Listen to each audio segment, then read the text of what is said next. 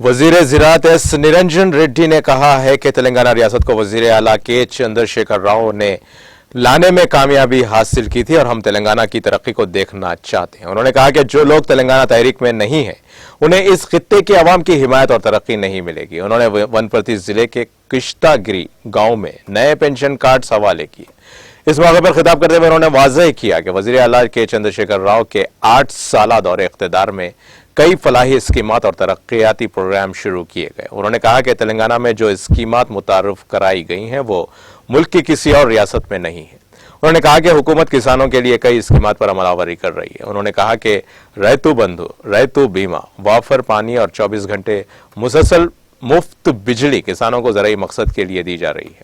उन्होंने कहा कि इस बात को यकीनी बनाने के लिए इक़दाम किए जाएंगे कि किसान मंडी के मुताबिक फसल काश्त करें और ज्यादा पैदावार हासिल करें।